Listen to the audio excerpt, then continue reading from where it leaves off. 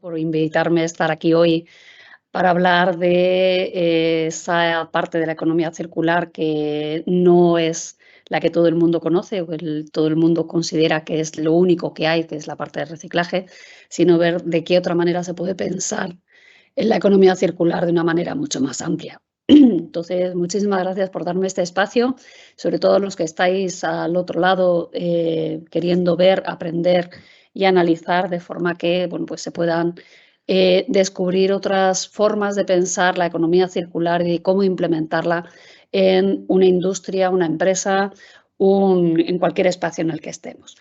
Lo primero, independientemente de la presentación que ha realizado Laurín, yo quería comentar pues, un poco el por qué estoy aquí, de qué forma y de qué manera.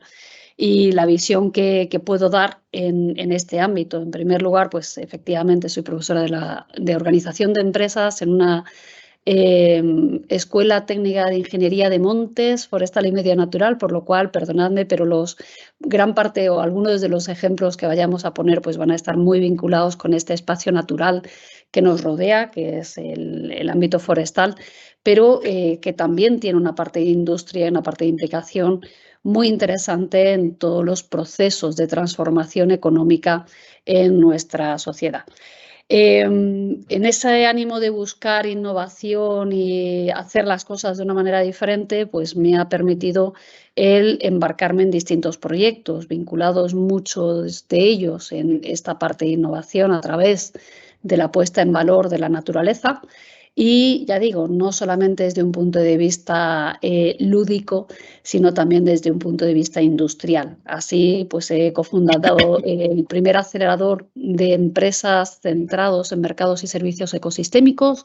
Participo en un programa que es súper interesante. Si alguno de los que estáis aquí pues quiere de alguna manera acelerar o generar un mayor conocimiento respecto.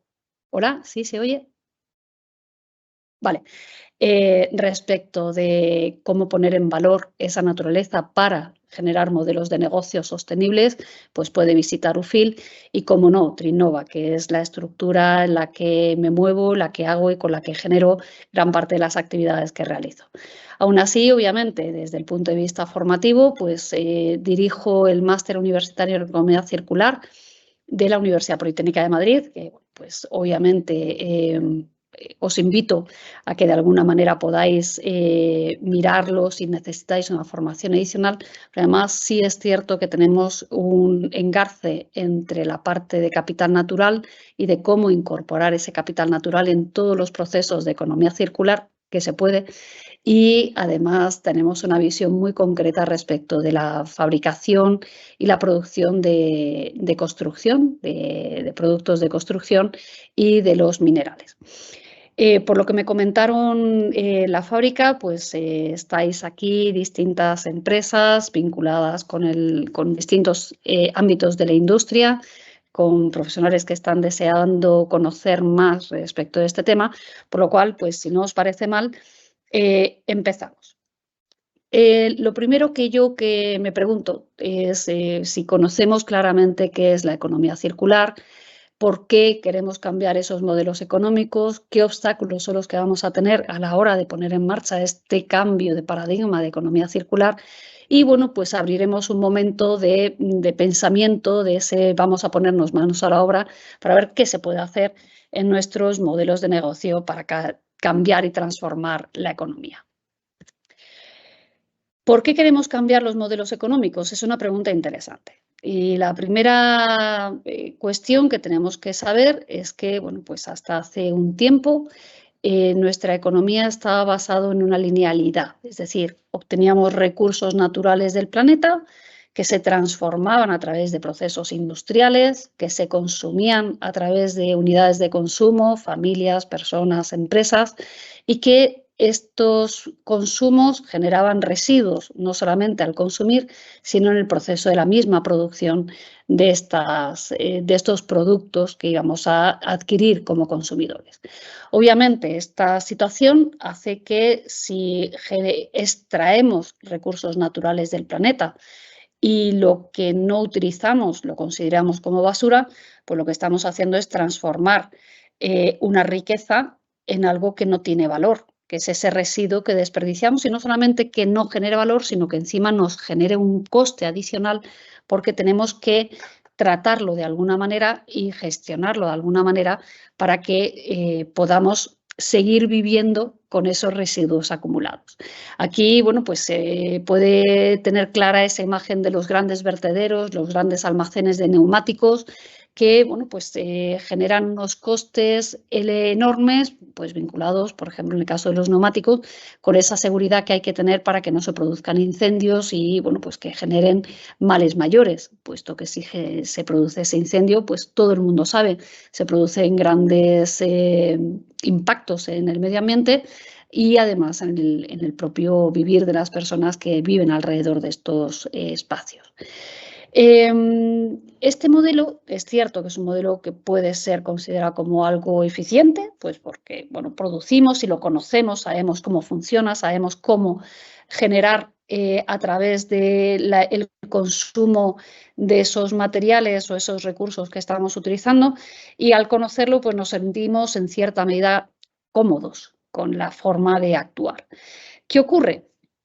Que nos encontramos con situaciones complejas y, bueno, sin llegar a ser catastrofista o sin ánimo de generar ningún tipo de alarma social respecto de la situación medioambiental en la que estamos, que seguramente todos conozcáis, pues tenemos que poner encima de la mesa pues, que la situación no permite el seguir consumiendo de manera desmedida sin que se produzca ningún tipo de control. En esta transparencia o en esta gráfica, que veis que además desde el 2005, me diréis, bueno, han pasado casi 20 años desde que se crea esta transparencia, pero sí nos da un poco a entender en qué situación nos encontramos. Es decir, nos encontramos en una situación en la que la población crece sustancialmente a lo largo del tiempo y llegará algún momento en el que, bueno, pues empiecen a reducir esta bajada de volumen de población, pues se estima que en el 2050 empieza a producirse, empiecen a notarse esas disminuciones de la población. Población que no solamente está creciendo en número, sino que también está creciendo en el volumen de necesidades que requiere satisfacer. Y claro, cuando hablamos de modelos de economía, no podemos perder de vista que la economía no deja de ser un sistema en el que se resuelven un problema, en este caso económico. Y el problema que queremos resolver es el de satisfacer ese volumen de necesidades que tenemos con recursos cada vez más escasos. Por tanto, vemos que ante un volumen de necesidades tenemos que resolver utilizando recursos. Recursos que, por un lado, empiezan a disminuir. ¿Por qué? Porque no le damos tiempo a que se regeneren o porque estamos extrayendo esos recursos sin tener en cuenta cuál es el final de la cadena. Recursos que pueden ser renovables o pueden ser no renovables, pero en todo caso son recursos naturales que estamos extrayendo del planeta. Además, cada vez que hacemos este tipo de extracción y empezamos a generar aquello que resuelve las necesidades de la población, vuelvo a decirlo, cada vez más creciente, se generan industrias que permiten transformar esos recursos naturales en productos aptos para el consumo, que satisfagan esas necesidades. En ese proceso industrial, pues se están generando distintos elementos, además de productos. Se está generando, por ejemplo, una contaminación que afecta no solamente al aire, que es la que tenemos muy en mente, sino que también está afectando a aguas que necesitamos para beber. Ante esta situación, ya digo, sin ánimo de ser catastrofista, tenemos que poner algún tipo de solución.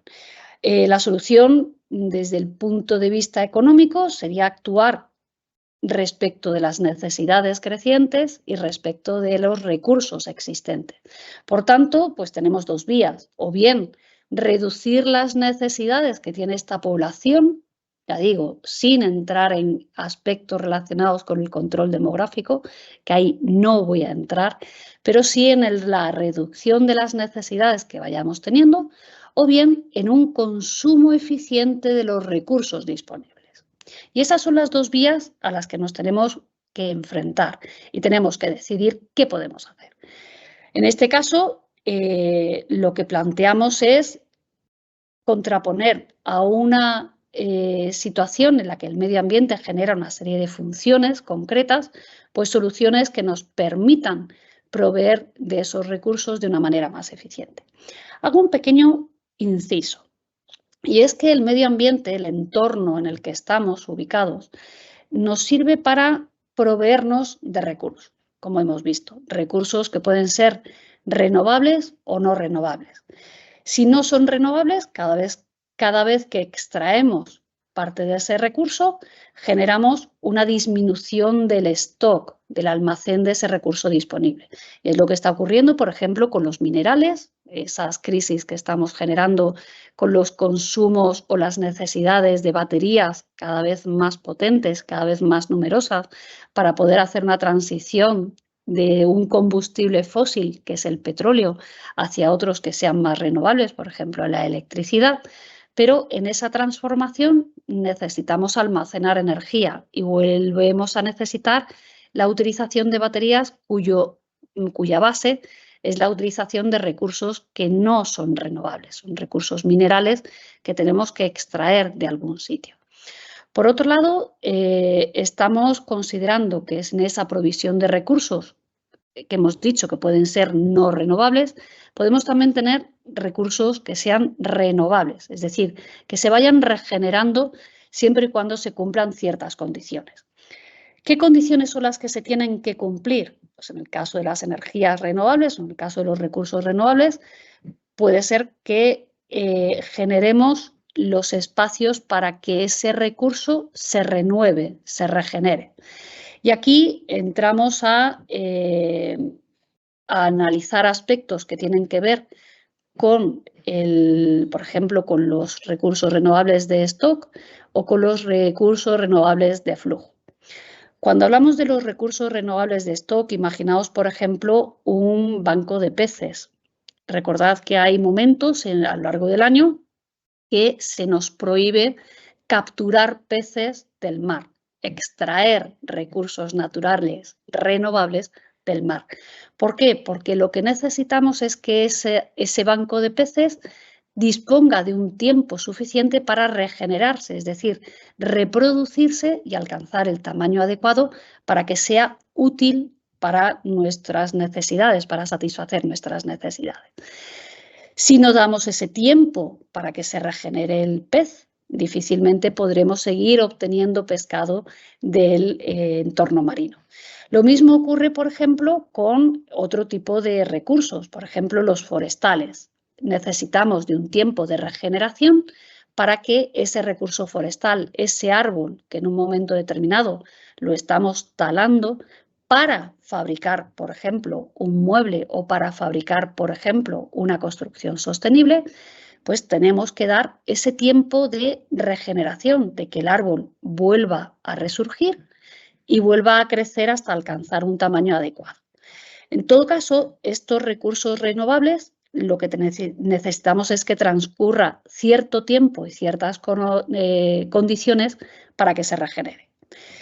¿Qué ocurre, por ejemplo, con otro tipo de recurso renovable, como pueda ser el aire? Bueno, pues aquí ocurre 3/4 de lo mismo. Nosotros necesitamos regenerar ese aire que respiramos y que tan necesario es para nosotros. Si nosotros en el aire incorporamos un gran volumen de sustancias nocivas para el medio ambiente y, por tanto, también para nosotros, y no permitimos que se reduzcan esas sustancias, no estamos permitiendo una correcta regeneración de ese aire. Imaginaos que estamos en una habitación en la que hay 3 personas que están fumando, aunque ahora mismo sea políticamente incorrecto hablar de ese fumar, precisamente por la implicación en salud que tiene el fumar. Pero imaginaos que hemos encendido un fuego y se genera humo dentro de esa habitación. Llega un momento en que el aire es irrespirable porque la condensación, la concentración de sustancias nocivas para el medio ambiente y para el humano es muy elevada. ¿Qué tenemos que hacer para limpiar, regenerar ese aire de la habitación? Tendremos que abrir las ventanas y que entre aire fresco y no seguir incorporando más humo en esa habitación.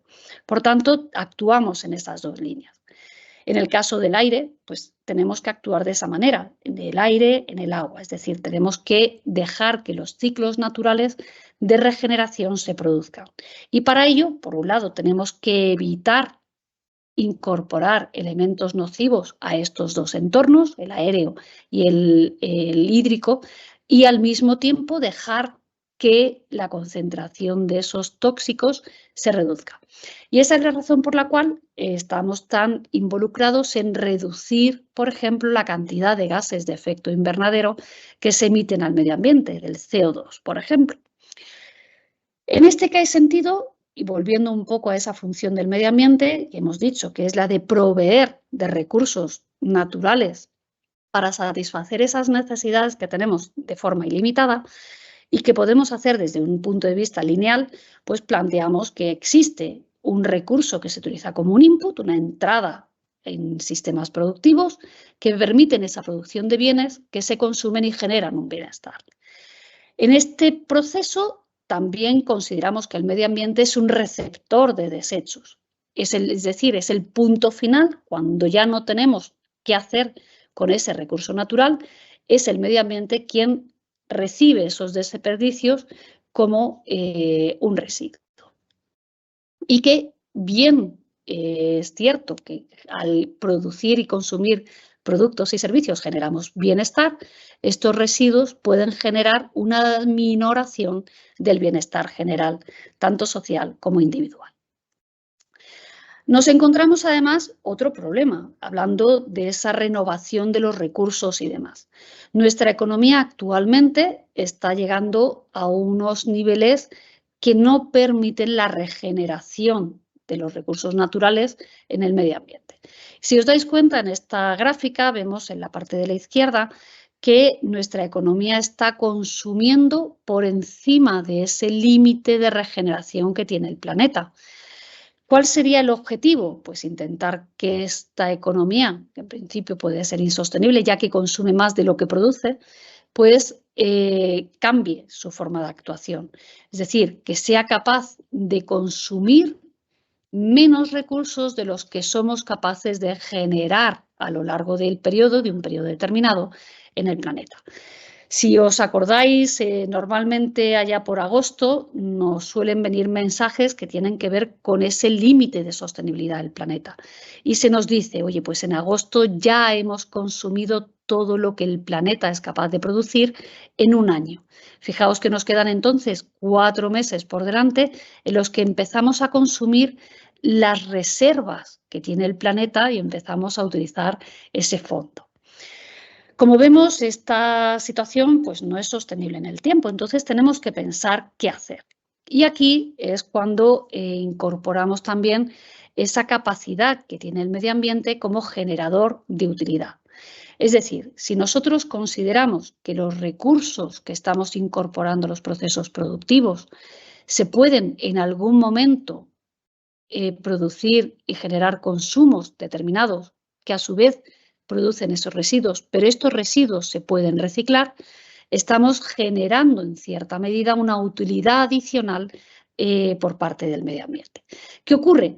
Que en este proceso de utilización de los residuos, reciclándolos para incorporar de nuevo como un input en un proceso productivo, esto tiene un límite y es que, bueno, pues que el residuo sea mayor o menor a la capacidad de asimilación de esos residuos en los procesos productivos.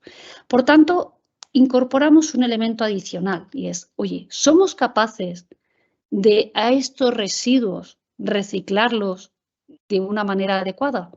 ¿De qué depende ese reciclaje? ¿De qué depende el que tengamos una mayor cantidad de residuos producidos?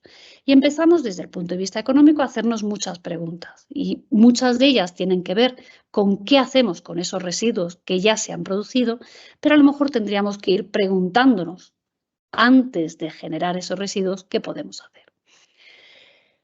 Como vemos, en un sistema lineal tiene muchos inconvenientes. En principio, pues a esa eficiencia por el conocimiento del modelo se enfrenta una ineficiencia por la gran cantidad de recursos que no reutilizamos, que no utilizamos nuevamente para poder generar valor con esos residuos.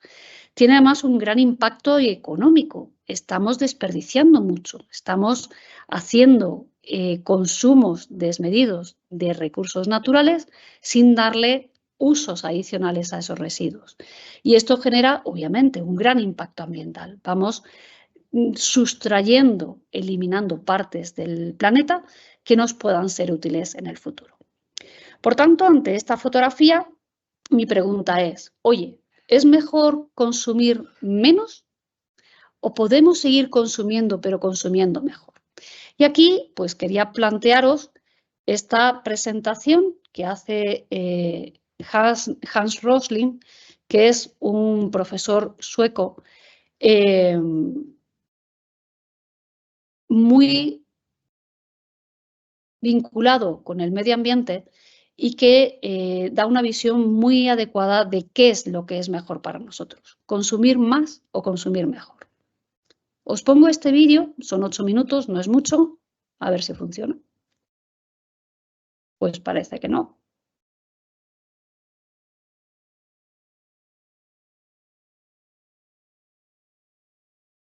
Perdonadme, las cosas del directo. Vale.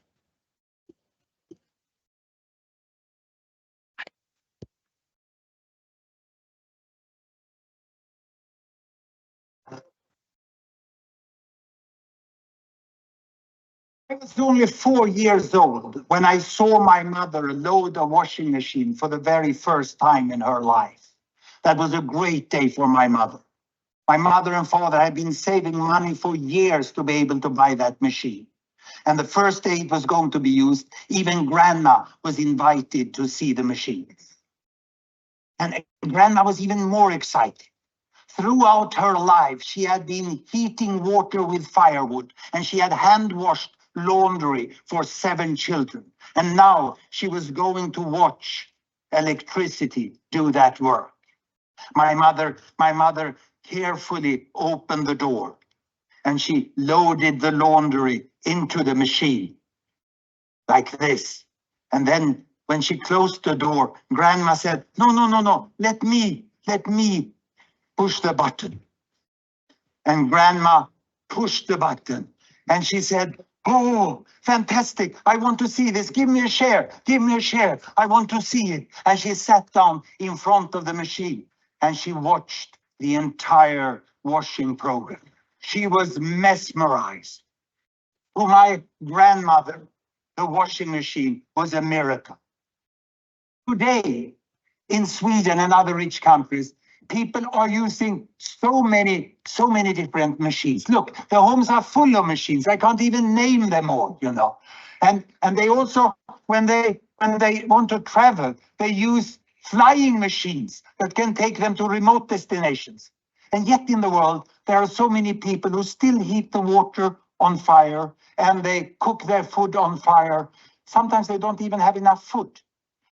And they live below the poverty line. There are 2 billion fellow human beings who live on less than $2 a day.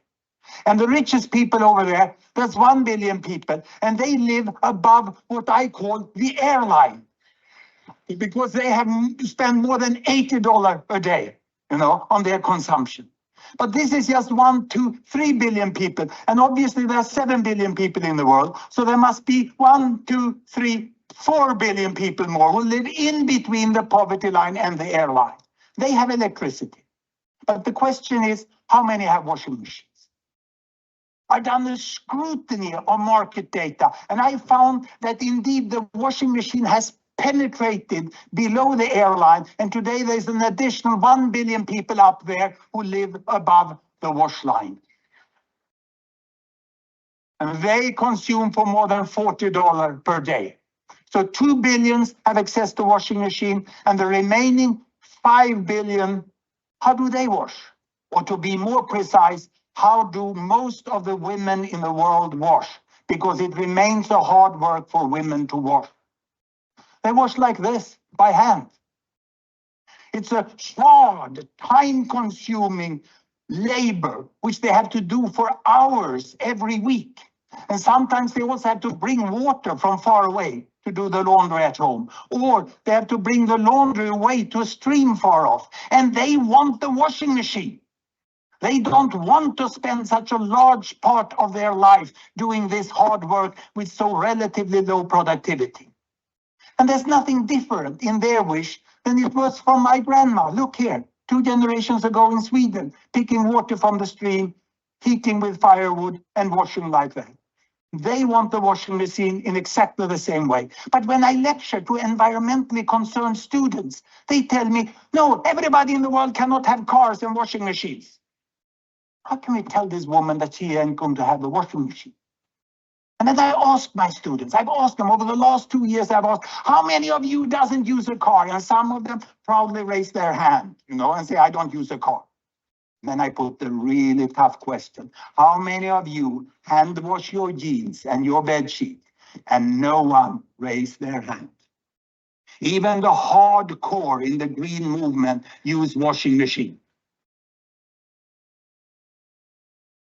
So how come something that everyone used and they think others will not stop it? What is special with this? I had to do an analysis about the energy use in the world. Here we are. Look here. You see the 7 billion people up there? The air people, the wash people, the bulb people, and the fire people. One unit like this is an energy unit of fossil fuel, oil, coal, or gas. That's what most of the electricity and the energy in the world is. And it's 12 units used in the entire world. And the richest 1 billion, they use 6 of them.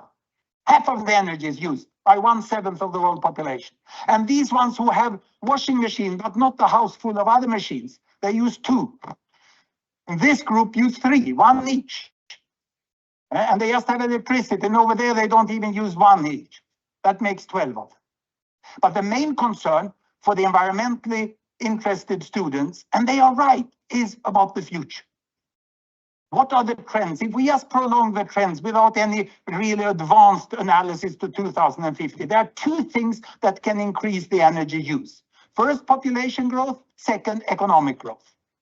Population growth will mainly occur among the poorest people here because they have high child mortality and they have many children per woman. And that you will get 2 extra, but that won't change the energy use very much. What will happen is economic growth. The best off here in the emerging economies, I call them the New East. They will jump the airline. What? They will say, and they will start to use as much as the Old West are doing already. And these people, they want the washing machine. I told you, they'll go there and they will double the energy use. And we hope that the poor people will get into the electric light and they will get 2-child family, will have a stop in population growth. But the total energy consumption will increase to 22 units. And these 22 units, still the richest people use most of. So what's needed to be done? Because the risk, the high probability of climate change is real. It's real. Of course, they must be more energy efficient. They must change behavior to some way. They must also start to produce green energy, much more green energy. But until they have the same energy consumption per person, they shouldn't give advice to others what to do and what to not to do.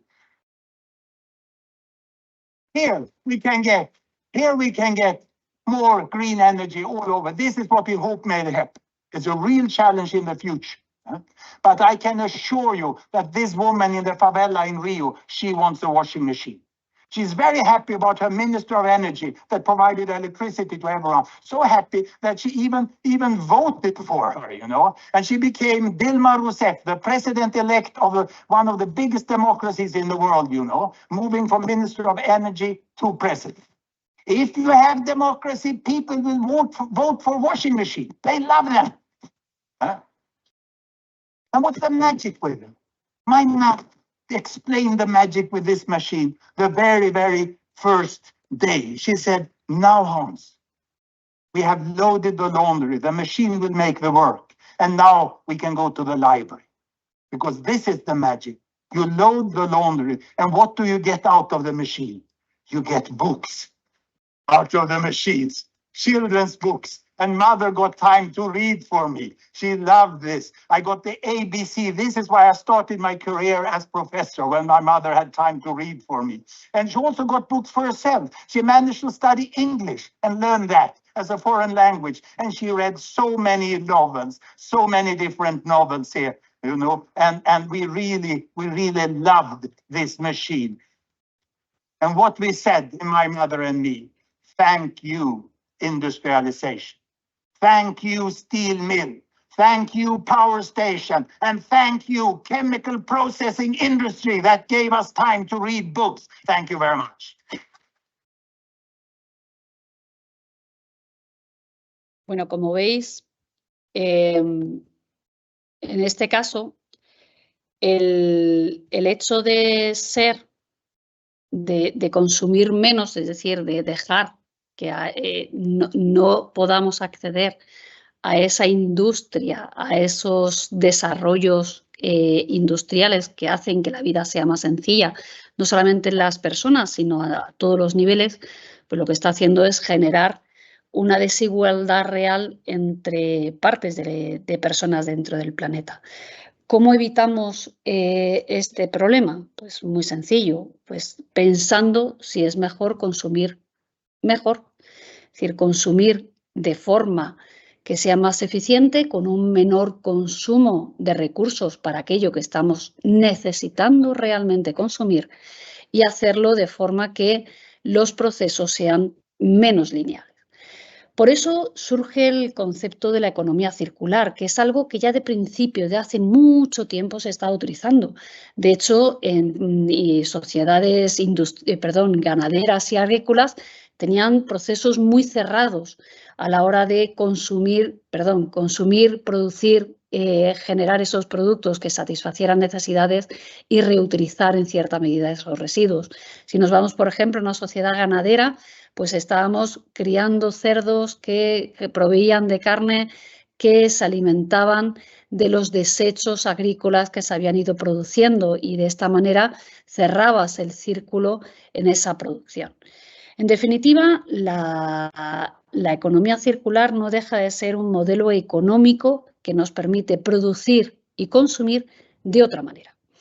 Implica, según la definición que nos da la Unión Europea, implica cambiar nuestra forma de ver la vida y de consumir esa vida. Y esto implica el compartir, el querer alquilar, el reutilizar, el reparar, el renovar, el reciclar, no solamente los materiales de los cuales están hechos los productos que consumimos, sino también de esos productos existentes en un momento determinado. Además, estos procesos tienen que generar ciclos tantas veces como sea posible para crear valores añadidos. Con ello, lo que perseguimos es esa extensión del ciclo de vida del producto y mejorar el impacto ambiental de esos procesos económicos, por lo cual incrementamos las eficiencias. El marco en el que se enmarca o se incluye esta parte de economía circular es mundial. En todo el mundo, en todo el planeta, se está hablando de esa economía circular y se están implementando estrategias que permiten alcanzar este modelo económico. Si bien es cierto que en la Unión Europea se está apostando claramente por esa transformación hacia esa economía circular, de forma que se fomente la reutilización, el reciclaje y la reparación de bienes y productos fabricados, y además establece objetivos ambiciosos muy concretos que permitan la reducción de los residuos y la promoción de procesos de ecoinnovación. En España transponemos de alguna forma estos planes de acción a través de la Estrategia Española de Economía Circular Nacional, y habla de una España circular en el año 2030.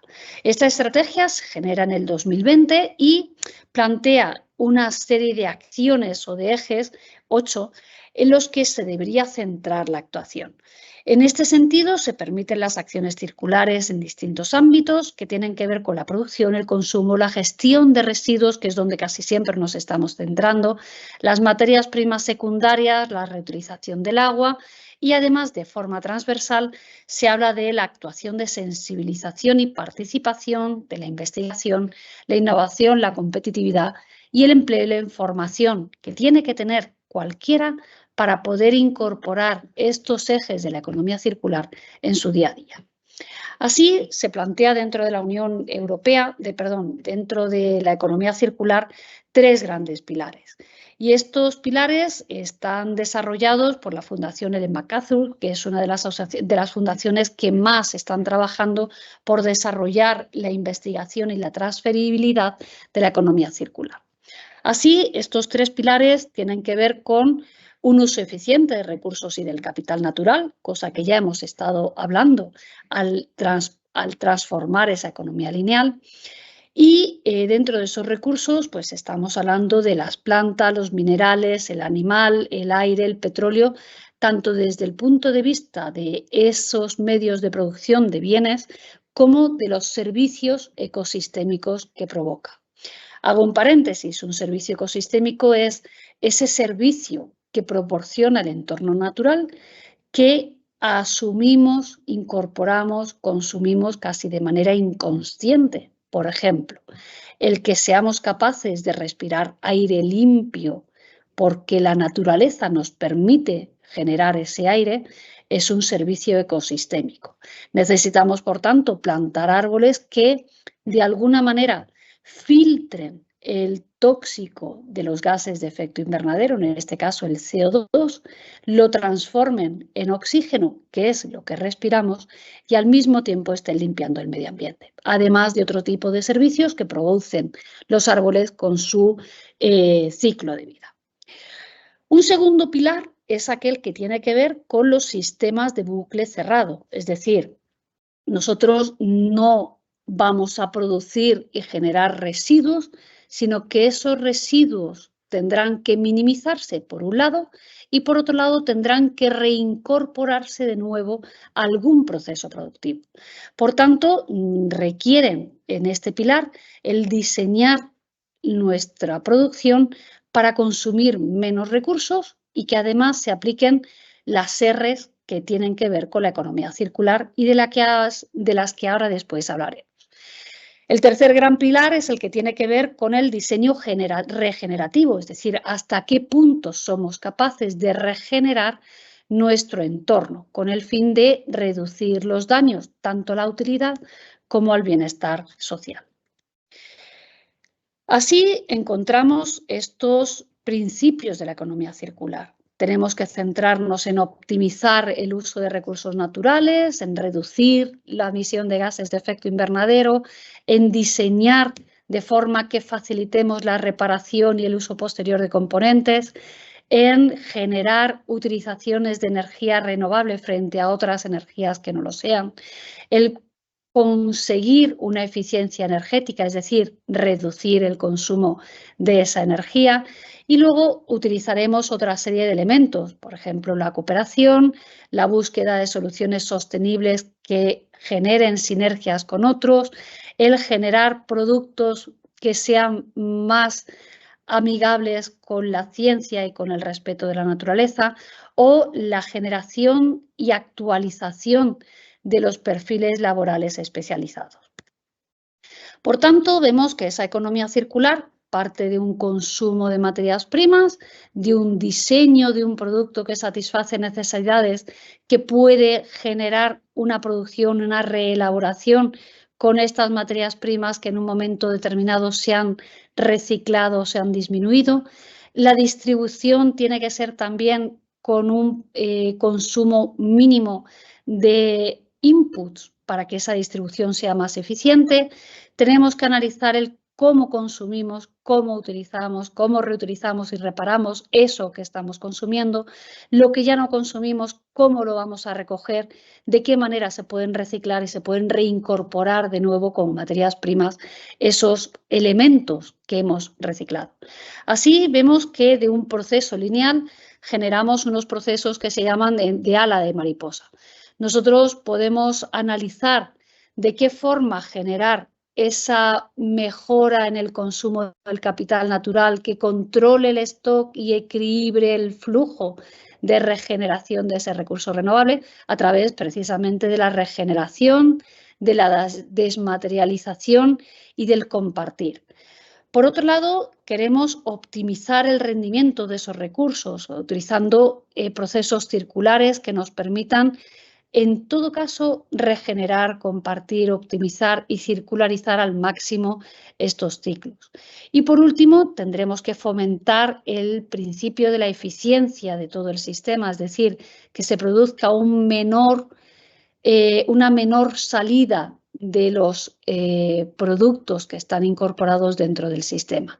Por tanto, lo que tendremos que hacer desde un punto de vista de consumidor, desde un punto de vista usuario, es establecer sistemas que me permitan compartir, que me permitan mantener, que me permitan reusar o redistribuir y renovar y fabricar de una manera mejor, incluso reciclar, para poder gestionar adecuadamente esos stocks.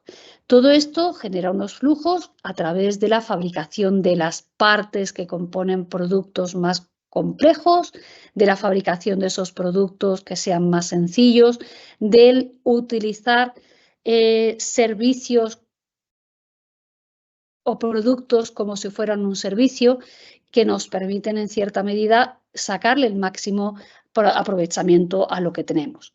Por otro lado, tendremos que ver de qué forma podemos utilizar materias primas más sostenibles a través de distintos sistemas que me permitan, en definitiva, utilizar mejor lo que tenemos y minimizar esas pérdidas o externalidades negativas que se producen en cualquier flujo económico.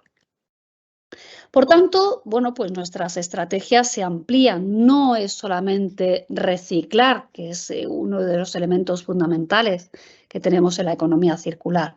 Tenemos que ir desde el origen. Tendremos que repensar si es necesario consumir. Y esto es algo que recae sobre todo en el ámbito del consumidor. Tendremos que ver hasta qué punto podemos reducir los consumos de materiales, los consumos de productos, etcétera. De qué manera se puede reutilizar eso que estamos utilizando de otra forma, o se puede reparar para alargar la vida útil, o se puede restaurar para que funcione de la misma manera en otro sentido. O podemos remanufacturar, cambiar piezas para que siga teniendo esa vida. O rediseñar para que nuestros productos sean cada vez más eficientes, no solamente en el número, en el volumen de unidades consumidas, sino en el uso de esos productos de una menor manera, para que generen menos cantidad de residuo y que además ese residuo sea cada vez más reciclable o más reutilizable. Reciclar efectivamente es otra de las líneas de trabajo, otra de las 9 Rs que se están analizando. Y por último está la recuperación, cuando ya no podemos hacer nada, de qué manera se puede revalorizar eso que hemos producido y que no utilizaremos más desde un punto de vista energético. Como veis, la estrategia de economía circular es mucho más que solamente reciclar. Es generar modelos de negocio vinculados con todas estas Rs. Por ejemplo, podemos generar modelos de negocio que tienen que ver con la reutilización directa de los productos que estamos generando. Estamos hablando de un mantenimiento, de una reparación, de qué forma podemos reincorporar esos productos de nuevo a procesos de ensamblado, de qué manera podemos generar partes de un producto completo que nos permitan modificarlos, cambiarlos, repararlos de una manera más sencilla. Pero como veis, la economía circular es un modelo filosófico, es un modelo económico, pero también es un modelo de negocio. Ante todo esto, ¿cuáles son los obstáculos? Pues podemos hablar de 3 tipos de obstáculos. En primer lugar, de ese empuje que podemos tener a nivel político, que se centra sobre todo en esa regulación vinculada al reciclaje, a la recuperación energética y la generación del residuo, y no tanto al diseño ecológico, al consumo, la reutilización de esos productos que se van fabricando. Tenemos un segundo obstáculo que es al nivel tecnológico, y es que a veces nos falta tecnología suficiente para poder hacer lo que queremos hacer y, por tanto, requeriría una mayor inversión para generar esa tecnología necesaria. Pero uno de los elementos o de los obstáculos fundamentales es la existencia de consumidores que no están concienciados.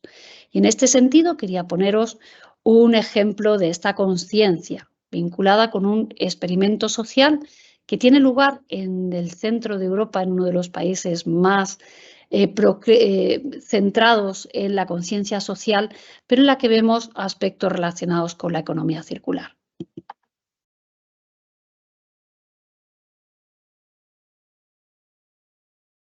Imaginaos una máquina de vending en la que se venden camisetas a 2 euros. La gente se acerca, mira la camiseta blanca, ¿quién no la querría por 2 euros? Y la pregunta es, ¿la comprarías si supieras qué es lo que hay detrás de una camiseta de 2 euros? Hay personas que trabajan de manera antisocial, no sostenible, haciendo prendas muy baratas que usamos y tiramos rápidamente. Y lo hacen a precios irrisorios, en jornadas maratonianas. ¿Aún así querrías comprar esta camiseta de 2 euros? Sabiendo todo lo que hay detrás, sabiendo que la compras para tirarla en cuanto deje de gustarte. ¿O querrías comprarla para que permanezca en tu armario más tiempo? ¿O pretenderías donar ese dinero para mejorar las condiciones laborales de esta gente?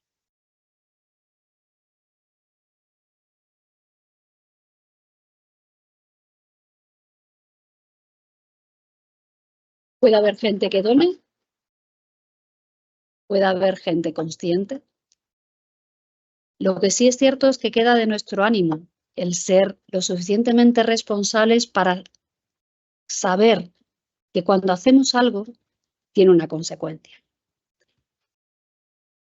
Y este vídeo nos permite darnos cuenta de que a veces el consumidor es quien no está concienciado, quien consume desmedidamente, y hay que repensar si realmente necesitamos consumir tanto.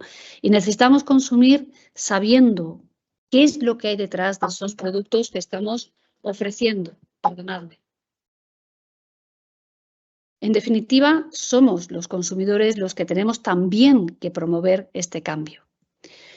Nos ponemos a la obra, dando pie a pensar qué podemos hacer, por ejemplo, cuando hablamos de circularización de procesos industriales. Os he subido aquí un vídeo, es largo y bueno, pues lo podéis ver tranquilamente en casa, vinculado con el ciclo del papel y el cartón. Os he comentado que soy forestal, trabajo en una escuela de montes, de ingeniería de montes, que se dedica a sacar el mayor provecho del medio natural. Y ese mayor provecho no significa no tocar la naturaleza. Se hace a través de una gestión forestal sostenible que permite, por ejemplo, que España sea el segundo país en Europa en superficie forestal, cosa que no es conocido por el común de los mortales. Lo que sí es cierto es que aprovechamos esa superficie forestal, esa gran cantidad de recurso natural de nuestros bosques a través de distintos procesos. Por ejemplo, el de fabricar papel.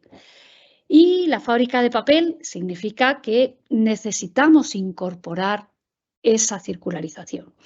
Bueno, os presento el sistema que tenemos en las plantaciones, por ejemplo, de madera para papel. Plantamos árboles, se transforman en fábricas que nos permiten obtener de dos maneras celulosa y papel, y por otro lado, el que a través de este primer producto genera producto papelero, que puede ser desde los envases o los embalajes en los que nos vienen los productos cuando compramos a través de Internet, o de esas bolsas de papel que nos están dando en muchos sitios para poder transportar los productos que hemos comprado, además de los materiales de papelería que nos sirven, por ejemplo, para imprimir, para hacer publicidad, para editar libros, cada vez menos parece, o realizar actividades postales.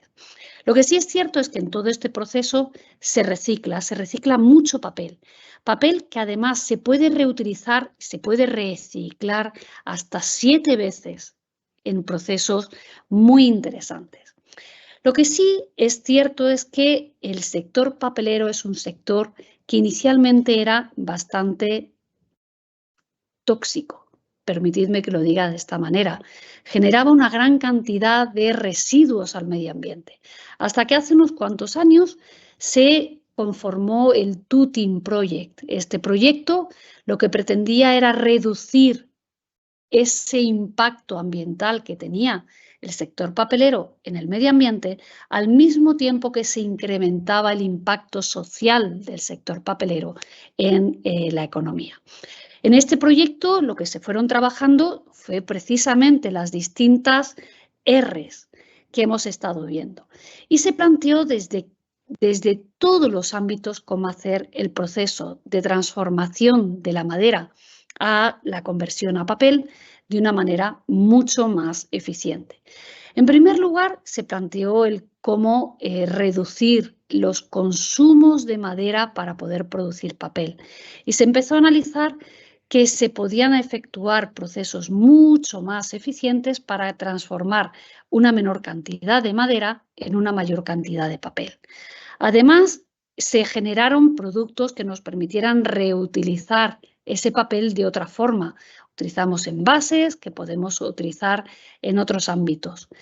Que podemos reparar, en la parte del papel es complicado reparar el papel, pero es algo que se está trabajando. ¿Por qué? Porque gran parte de los residuos que estamos generando nos permiten analizar de qué forma producir otros productos que no tienen que ver con el papel de una manera mucho más eficiente. Por ejemplo, cuando estamos hablando de los vestidos, podemos utilizar vestidos fabricados a través de los residuos del sistema papelero. Uno de los grandes residuos que se producían es la lignina, que es lo que hace que un árbol se mantenga erguido.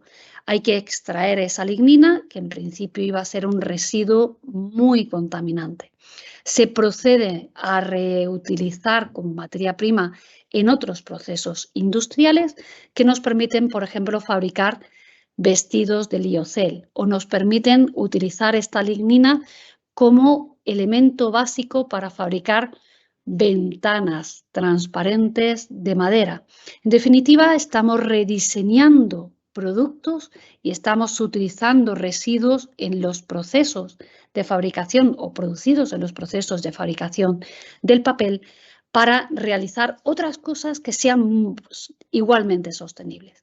Además de, efectivamente, de que podemos reciclar el papel hasta 7 veces como poco para darle una vida adicional a ese recurso tan relevante en nuestra vida.